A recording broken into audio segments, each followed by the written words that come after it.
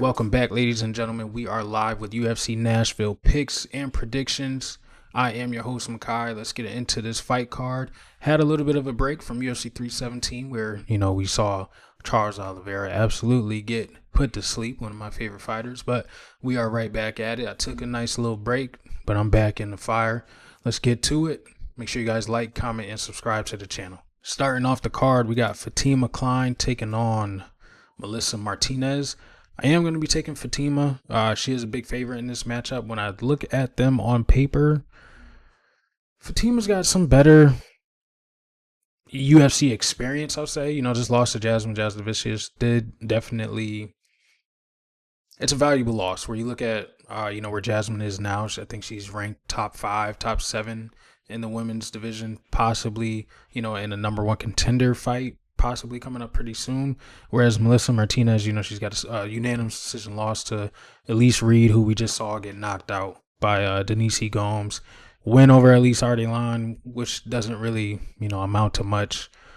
But yeah, I'm going to be taking Fatima. The odds are pretty wide, but Fatima does have the grappling advantage in this fight. Melissa does like to strike from the outside. She does use a lot of side kicks, a lot of teeps down the middle. She is pretty quick, with the long range striking. But I think Fatima's going to be able to close the gap, use her wrestling, take her down, possibly control her. I think a submission is definitely live. If you look at the scrambles that she had with Jasmine, who is a much larger strawweight, it was a flyweight fight. Fatima stepped in on short notice. And, ultimately just got, grappled or out-grappled, I'll say. But Fatima should be able to she will have the grappling advantage in this fight. She went 3 hard with Jasmine, didn't get finished, where we just saw Jasmine, finish, Jessica Andrade pretty quickly, too.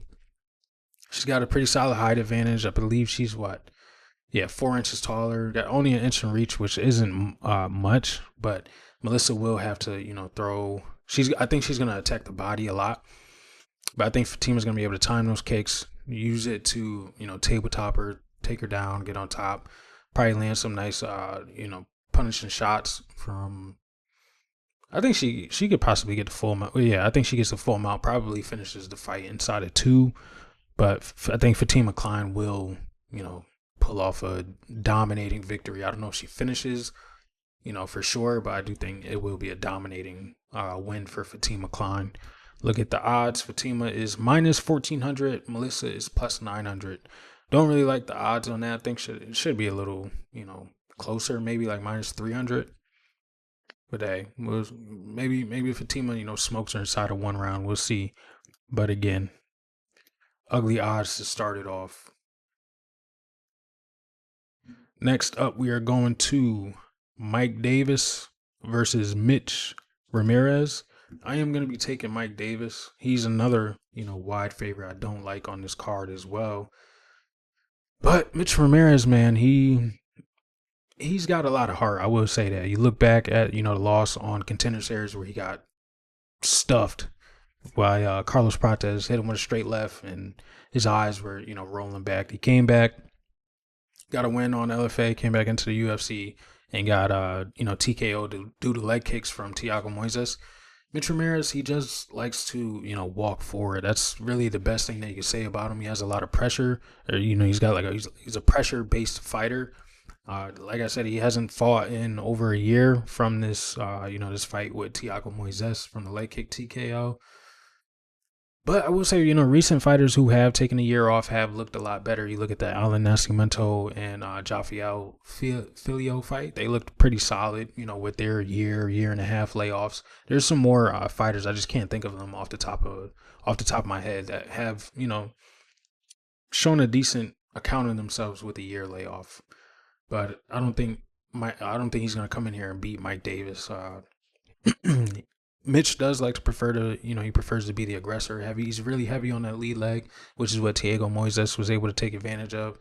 Chopped that leg apart for, I believe it was two rounds. I think he got him out of there in the 2nd round or the 3rd round, early into the 3rd round. Leaves his guard wide open for straights. That's how Carlos Prates was able to put him down. He doesn't really have a clear path to victory in this matchup. I think they're pretty even in the wrestling department.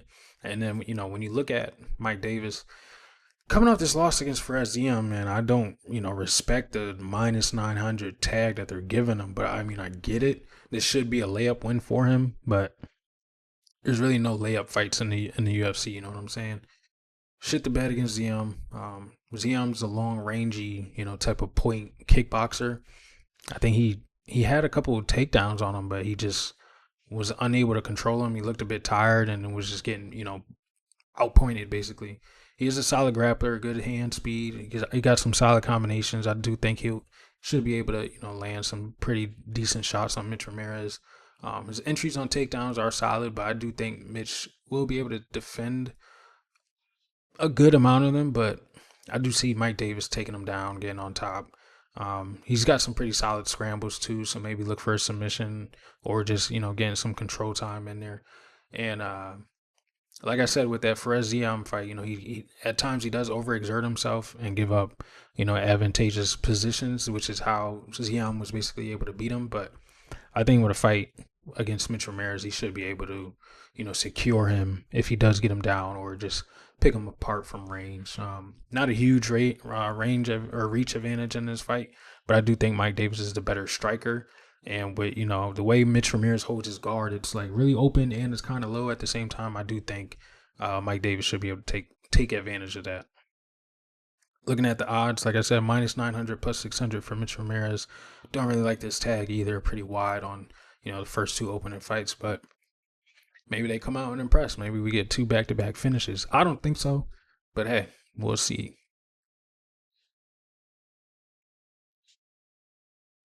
Next up, we got one of my favorite new heavyweights. It's not really new. I think he has like 2 fights in the heavyweight division now. Yeah, Barnett and Bresky. Yeah, Kennedy and NZECHEKWU versus Walter Walker. I'm gonna be taking Kennedy in this one. I do think his takedown defense is gonna be able to hold up. He's the better striker. I like his gas tank. I do think he needs to keep this fight on the feet though. Walter Walker is a pretty solid jiu-jitsu practitioner. He's got some decent takedowns, and when he's hurt, he will, shoot. But again, with Kennedy, I think he's better well-rounded. He's got the knockout power since moving up to heavyweight. I noticed Chris Barnett, it says it's a knockout, but Chris Barnett blew out his knee and damn near, just had to quit basically in the octagon. And then the Bresky fight, yes, Bresky has been knocked out by, a couple of guys, but it still was an impressive finish. He was, Kennedy has some pretty solid head movement. He was avoiding the jab of Bresky pretty well, and for him to, put a heavyweight down. Granted, he's not the best heavyweight at all. Talking about Lucas Bresky, but he still put him down. Knockout, clean knockout. It wasn't like a, he was standing TKO or anything like that. He put him out flatline. So I'm pretty impressed with it. Kennedy and NZECHEKWU, he has been, struggling with maintaining the 205 weight cut, so him moving up to heavyweight is definitely a big move for him, and we'll see how he's going to be able to defend takedowns from a Walter Walker, who is he is 6'6", which is normally large for the division, but Kennedy is 6'5", so the size comparison is pretty much there. You know what I'm saying? The reach though, if you look at the reach on Kennedy, 83 inches to 78 and a half. I think he's going to touch him with that jab. He's going to be able to move around from the octagon. He's going to attack the legs of Walter Walker. I do think he'll be able to defend the takedowns.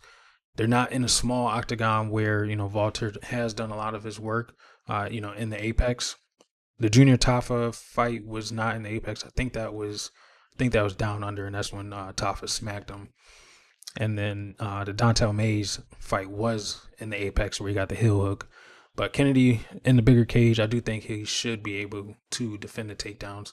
Not Kennedy, excuse me, Walter has, a loss against Lucas Bresky, a decision loss at that, was unable to take him down. The speed was a little bit too much for him. So I do think Kennedy, like I say, he's more well-rounded. I think his hand speed is a lot better than Walter Walker. Walter Walker is not a striker by any means necessary. I think he can get cornered and picked apart, and that's where he will look to shoot. But I think, Kennedy's takedown defense will remain solid in this matchup. I will say, though, there's a lot of gas tank issues on Walter Walker. He was tired after that first round with Bresky. So that's another red flag that I have for him as well. But I will say that submission could be, something to look at when the props drop. I wonder what, it'll be priced at. Probably some decent money on it, but I think Kennedy NZECHEKWU gets probably a TKO on this one. Minus 200, plus 170 for Walter Walker. I agree with those odds. Pretty solid tag. Yeah, it makes Kennedy, pretty much playable. Whereas the last time we saw him, I think he was like a minus 600 against Bresky. So Kennedy also was supposed to fight not too long ago. I think it was like 3-4 months ago. He got sick. Yeah, he was supposed to fight Martin Budai in April. I think he got sick or something like that. Yeah, it doesn't give us a reason. But yeah, I picked him there. I think he used like a minus 400 favorite in that fight as well. But give me Kennedy NZECHEKWU via finish. Next up, we got Lauren Murphy versus Eduarda Moura. I am picking Eduarda Moura. She is pretty big for this division. If you guys don't know, she was struggling with a few weight cuts. She was cutting down to straw weight at one point in time, and she was just ultimately too big for the division. Moving up to flyweight though, she does have this. Was the Denise Gomez fight at straw weight? No, right? Because Denise, yeah, she missed weight in this fight. Yeah, she missed. Yeah, so did she miss weight? Yeah, she missed weight in this fight. Yeah, it was at straw weight. So Denise is a straw weight. Yeah, but yeah, missed weight in that one. Missed weight in this fight. Moved up to flyweight, beat Veronica Hardy by decision, and here we are against Lauren Murphy. I do think she beats Lauren Murphy. Lauren Murphy is damn near 42 years old. Has not really looked good in her last, few performances, and hasn't fought in 2.5 years. Moura, she's not the youngest, contender, but she is 31, has a lot less on, a lot less wear and tear on her body. She's got pretty good power for the division. I do think, the move up to 125 is gonna benefit her in that, regard. She definitely has found a rhythm. Her gassing has been an issue in the past, but I think she'll be able to put it together against a Lauren Murphy who doesn't really move around the octagon well enough to avoid Eduarda Moura. You know what I'm saying? Solid striking, solid grappling from Moura. Should be able to put a pace on Lauren Murphy. Murphy, she is a decent, peppering type of striker. She is slower on the feet. Level changes are pretty scripted. You could, tell them from a mile away. She's heavy on that lead leg, so I do expect a lot of leg kicks from Moura, and I do think Moura can get a finish, TKO or submission. So give me Moura inside the distance. Minus 700, plus 500. I get it. I'm not really upset with the line, but Lauren Murphy not too far away from she wasn't too far away. Well, 4 years ago now, she was fighting for the title, so she was 37, 38. Damn, she got that title shot off a Joanne Wood decision. Look at where flyweight is now, and look at where it was. A Joanne Wood decision, and I don't even think Shakarov's still in the UFC. Yeah, Lauren Murphy is going to get finished this coming Saturday. Mark my words. Next up, this is a really good fight. Jake Matthews versus Chidi Bang Bang and NJOKUANI. I'm going to go with Jake Matthews. I'm saying that because Jake Matthews is definitely more well-rounded. This loss to Michael Morales has aged perfectly fine, in my opinion. He went distance with him, didn't really get rocked in that fight, had some moments of, success himself.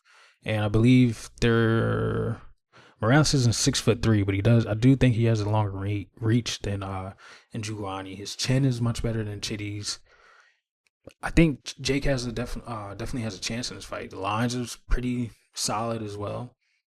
But like I said, Jake Matthews solid all the way around. Boxing is pretty crisp and accurate. He's got only one knockout loss. Went 5 hard with Michael Morales. He has the ability to control where the fight is going to take place, which is heavy.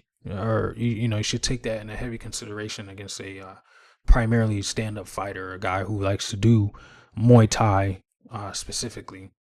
His wrestling is pretty solid. Favors to fight in the red zone, which is definitely going to be a problem for Chidi Njokuani, and he's definitely going to fight for your money. So I really do like Jake Matthews in this matchup. This fight reminds me a lot of the Michael Olajaychuk fight. Olajaychuk he's decent all around, right? Definitely a boxer first, but he was able to get Njokuani hurt and take him down and finish the fight. Njokuani has been knocked out, I want to say 3 or 4 times, 5 times. Yeah. So Olajaychuk, RoboCop, that's forgivable. RoboCop's knocking everybody out. And then over in Bellator. But yeah. RoboCop, Olajaychuk, the Olajaychuk finish is what's, replaying in my mind in this matchup. I think Matthews could definitely get him down. Chidi does have some pretty nasty Muay Thai. He's got the 7-inch reach advantage, which is huge. The knees, the front kicks will be his best friend, trying to keep Jake Matthews at bay. But I think Jake is going to be able to overcome that. I think he can sweep, the teeps and, close the distance and let off a combination in the red zone. Jake Matthews is pretty, he's got pretty good speed. It doesn't really look like it, but his speed is definitely deceptive. That's the word I was looking for. He's 36 years old. I noticed Elizio Zaleski knockout is, what's replaying in your mind. I did pick him to win. I did pick him to win by knockout as well in that fight. But let's not act like Zaleski is 25. You know what I'm saying? Zaleski is what, 38, 37? So it was definitely an OG battle. And it was just time for one of them to get clicked again. Zaleski is what? 38. You know what I'm saying? Got caught with a nice shot. The Muay Thai was definitely on, full display. But, with Chidi, he does like to tie up in the, the Muay Thai clinch, but he could definitely lose control in the clinch situations, and that's exactly how he got taken down against Olajaychuk. I think Jake Matthews is a guy who could definitely take advantage of that, take him down, get some ground and pound, and maybe finish the fight. If Chidi Njokuani decides to wrestle, he's going to lose his fight. So it's very interesting to see where this fight is going to end up taking place. But I'm going to go with Jake Matthews to get it done. Take a look at the odds, and we got Jake Matthews at plus money. Plus 123, minus 143 for Chidi Njokuani. I really like this fight. Over 1.5, minus 275. I think we go over 1.5. I think it'll be a decision. Submission over Darius Flowers, Phil Rowe decision, Prado decision. Yeah, I think Jake Matthews gets it done by decision. He's been around for a while, man. I think a Chidi Njokuani win is definitely on the horizon. 21 fights in the UFC. This dude is 30 years old. You know what I'm saying? I think Jake Matthews gets it done. Next up, the prelim finale. We got Chris, the Action Man Curtis versus Max Payne Griffin. We got Chris Curtis dropping back down to 170. If you guys don't know, he has been competing at 170 before, but I don't like him competing at 170 after a knockout. Granted, it was too close to call. It was a knockout. Roman Kopylov caught him with 1 second left in the fight. And, Chris Curtis was unable to get back to his feet. But I'm going to pick Curtis. I don't agree with this line necessarily, but Curtis is the better boxer. If you look at Max's last fight, he was getting outboxed by Michael Chiesa, who is a terrible striker, primarily a wrestler. He did get, ultimately subbed up, but he was getting pieced up on the feet. Chris Curtis is going to touch him up, and he might even knock him out. Chris does have some solid takedown defense. Like I said, the biggest red flag for me on Chris Curtis is cutting the 170 after, that knockout. But he has definitely the more impactful shots. He's got a good gas tank, and hooks and uppercuts are pretty solid from him when they're inside that red zone. He will close the distance. He will get in your grill and, let the combos rip. It's just, I need to see Chris at 170. I don't remember the last time he fought at 170 in the UFC. Let's see. I know Buckley was up at 85. Vieira was 85. I don't think he's fought at 70 in the UFC. Yeah, he's only fought at 85.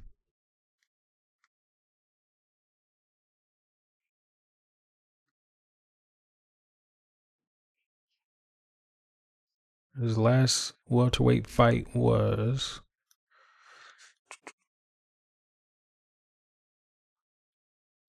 Oh, he's supposed to fight Imavov a while back. He was supposed to fight Vanderford a while back, who's in the UFC now. So yeah, Ray Cooper, or was it the Darren Smith? Darren Smith was his last welterweight fight. And that was 5 years ago. We'll see, man. We will definitely see. I thought he won against Kelvin Gastelum too. Anyways, but yeah, we will see. I do think Chris Carter gets it done. Knockout. I don't know if he knocks out Max Griffin. Maybe decision. I think he could definitely defend the takedowns. Max, like I said, losing a striking match against Michael Chiesa does not look good to me at all. Don't think he has the ability to take the fight to the mat at all. He likes to kick, but will be forced into a boxing match. Both guys, I think, whoever loses this fight, one of them is, getting cut from the UFC. So I favor Chris Curtis. I think he's going to be able to pull it off. Decision. Look at the line, minus 300, plus 250. I'd give Chris Curtis probably like minus 180. Yeah, open minus 155. Yeah, I definitely give him minus 180, minus 200 range. I don't think it's, I don't think he should deserve a minus 300 tag.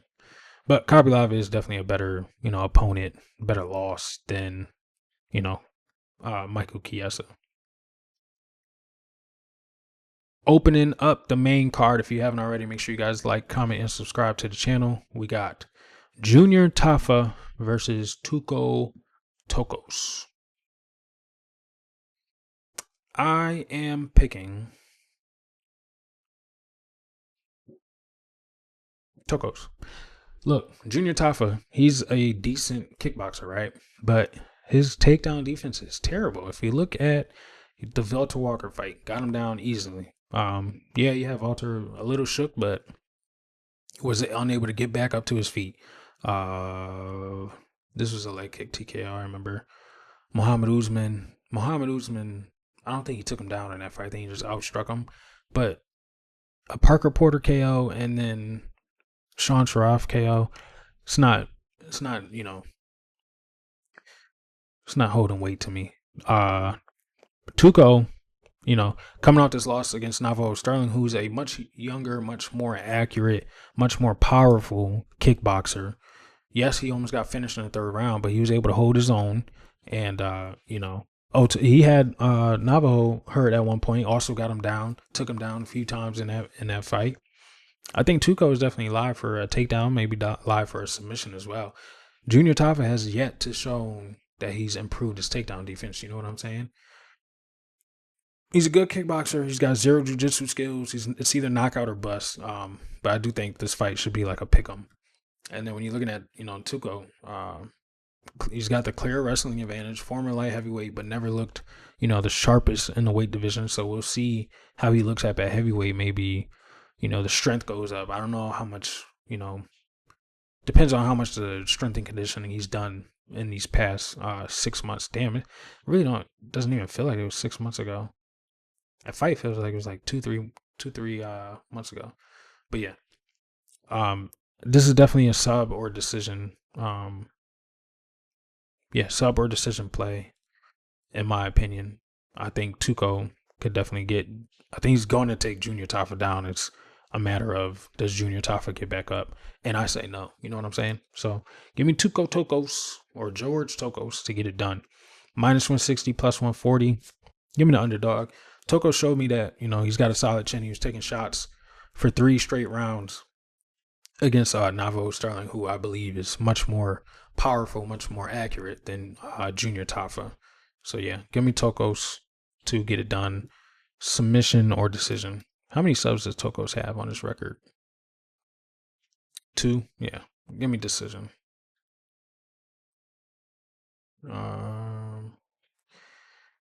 Yeah, give me decision. Next up, we got Vitor Petrino versus Austin Lane. This should be a Vitor Petrino knockout, right? It should be. But does Vitor make the same mistake he did against Anthony Smith? I don't think so. I don't think he does. I think Petrino knocks him out. His IQ, man, is, the biggest thing, the biggest red flag around him. He's got big power. He just lacks a lot of focus. Still young. He's still developing. His jiu-jitsu is pretty good, but his gas tank is another thing that, I have a little bit of questions about.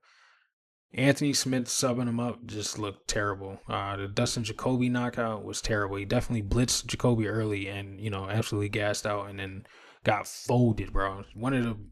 Dustin Jacoby's making a run, man. He's proved me wrong twice. I picked Vitor against Dustin and I picked, what's his name? Bruno. Bruno Silva against Dustin Jacoby. Flatline both of them. So you know what I'm saying? Dustin Jacoby's on a run. Shout out to, I think I follow one of his cousins on TikTok too. So if you are seeing this, shout out to you, man. You said it in my comments twice. So I got to stop, doubting Dustin Jacoby. But yeah, I think Vitor Petrino, lands the shot to knock out Austin Lane. Austin Lane is a former football player. If you guys aren't aware, I think he played for like the Dolphins or like that. He can't semi-wrestle. His wrestling looks a lot like, football tackles. He's literally just like running straight at you, but it hasn't been against fighters who are much smaller than him. The only success that we've seen from him has been against Robelis de Spain, who we all know does not have takedown defense at all. He stands super tall. That chin is up in the air. Solid jab. He was working that jab against Mario Pinto until he got knocked out. But excuse me, that chin is made out of wet paper. So I do think Vitor, finds the KO to get back in the good graces of the UFC. He's got 2 back-to-back losses, 2 losses where he got finished too. So definitely think he needs a big knockout win. And I do think an Austin Lane fight is one to get him back in the win column. Look at the odds, -700 plus 500. What's the over under? Yeah, over 1.5 plus money. Yeah, I think the under is where we.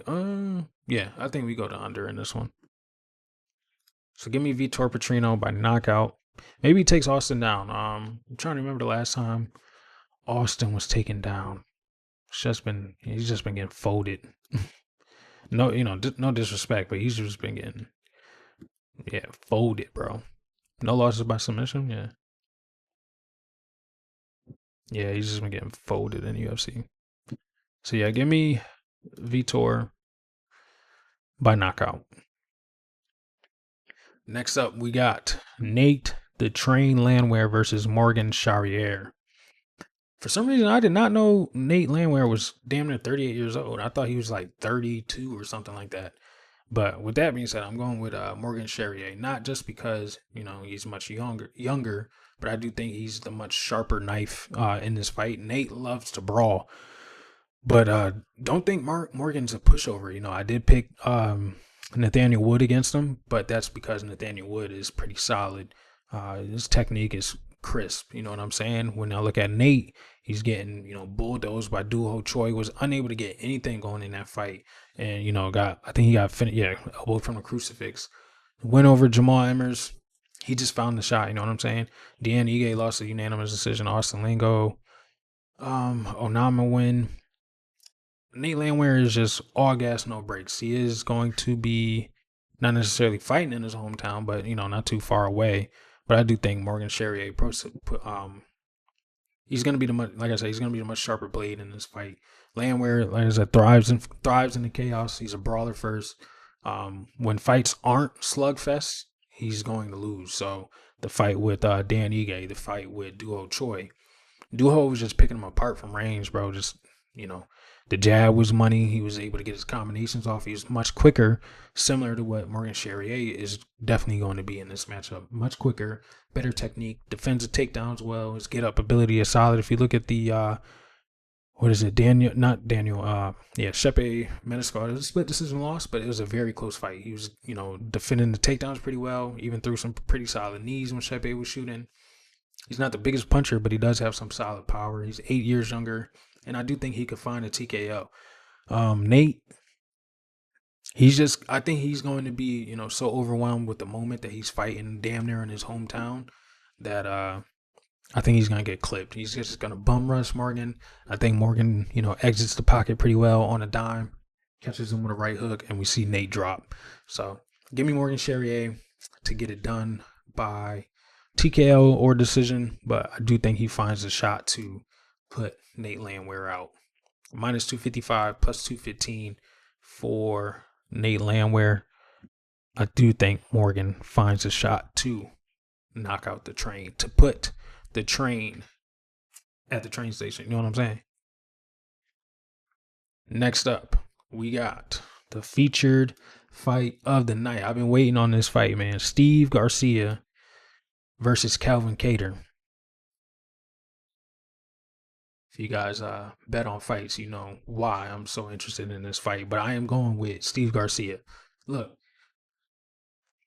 I'm not going to ruin it. I'm going with Steve Garcia, all right? I will. When we get later into the week, you know what I'm talking about. Steve is on a 5-fight knockout win streak. Chase Hooper knockout. Shalon Nordenbecker knockout. Malquizio Costa, who's one of my favorite fighters, knockout. Had Malquizio, wrestling the ref. Sung Woo Choi knockout. And then most recently, Kyle Nelson knockout. This dude is nasty. Both of these guys are on opposite ends of their careers. Steve Garcia is definitely making a run towards top 15, and Calvin Kattar is the perfect guy to do it against. Grappling defense is pretty solid. He was Malquizio was unable to control him. He definitely tried to take him down, but Steve has also fought at lightweight, so I do think he will have the strength advantage against Calvin Kattar, who we saw getting muscled around against Aljamain Sterling.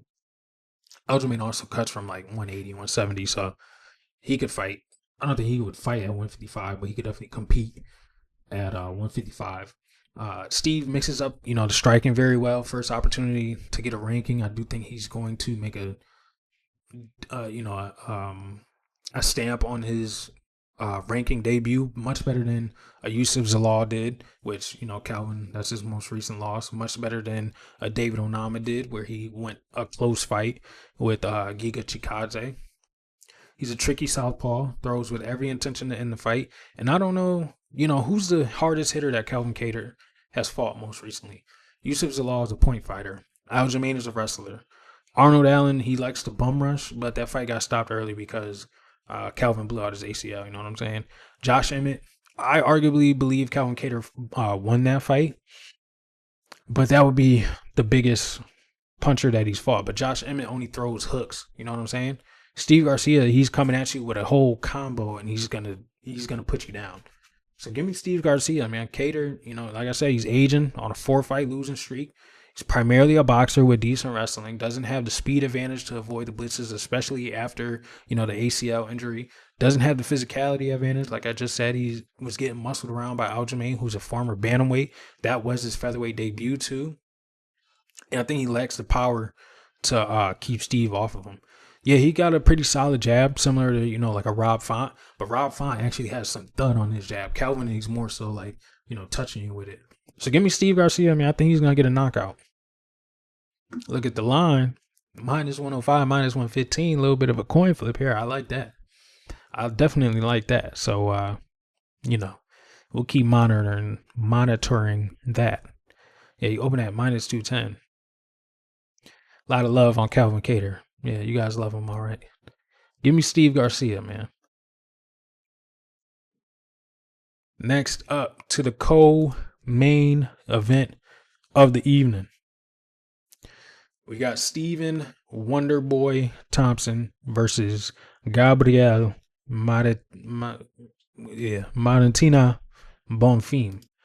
I'm going with Gabriel Bonfim. I do think he's learned his lesson, not to blow his tank in the first round, where he did against Nicholas Dalby, who ultimately got the, TKO. It was, he basically tired himself out trying to get the finish. Bonfim's got solid takedown defense. He's not going to need it in this fight. I don't see Stephen Wonderboy, shooting takedowns. I don't think Wonderboy has ever, he probably has secured a takedown, but not recently at least. He just got clipped by Joaquin. Bonfim, he's a patient striker. He may be at a speed disadvantage, but he's got really good timing. I'll say he rips shots to the body pretty well too. His jab is solid. Excuse me. I think he will look to use his wrestling and jiu-jitsu against a karate striker, but Wonderboy does have pretty good takedown defense. So I do think majority of this fight will be on the feet. I think he'll shoot for the takedowns later in the rounds, maybe like later in the first round. And maybe he comes out, early on the second round trying to get it. If he doesn't, then he'll just go back to it with like a minute and a half left, 2 minutes left in the second round. You know what I'm saying? Does have some knockout power. The clinch striking is pretty good. And he's also, 15 years younger. I think Bonfim gets it done. I think it could be a decision victory. I don't know if he's going to knock Wonderboy out. Is his chin gone? I don't think so. What was the last time Wonderboy was knocked out? Yeah, he's only been knocked out twice. You know what I'm saying? Joaquin is full of energy and power, bro. Anthony Pettis, 2019. Yeah, I don't think Bonfim hits as hard as Joaquin, and he caught him up against the cage and just let that hook go. I don't think Bonfim knocks him out. Maybe he gets a submission similar to what Shavkat was able to do, but I think it'll be a decision victory. I do think we're going all 3 rounds. Wonderboy, he's still got pretty good speed on the kicks. You look at the Kevin Holland victory. The kick, his kicking game has always been elite. It's been pretty solid in all of these fights as well. Definitely was chewing up Shavkat a little bit, and then Joaquin was down. I believe he was down on the scorecards in that fight too. So Wonderboy still got some life under him. Still got he's got a slight reach advantage, long side kicks and teeps. He's going to try and keep Bonfim at bay. The takedown defense has been solid. If you look back to he was defending a lot of Shavkat's takedowns. Look back to the Bilal fight. Who else tried to take him down? I think Joaquin tried to take him down. And then I think Gilbert was able to get him down. But for Wonderboy, he's gonna have to be first and last in every single exchange, because if not, then I do see Gabriel overwhelming him with the combinations. But I do think it goes all 3 rounds, like I said. Minus 350 for Bonfim, plus 275 for Wonderboy, and over 2.5, damn near even money. I do think we're going decision in this one. Yeah. So give me Bonfim by decision. And finally, to the main event of the evening, Derek Lewis versus Thaleson Teixeira. I think Thaleson sends Derek Lewis into retirement. He's huge, bro. 6'7". I know, Derek Lewis did knock out what's his name? Volkov. Damn, that was a minute ago now. That was 2021. And Volkov is 6'7" as well. Damn, how long ago was that?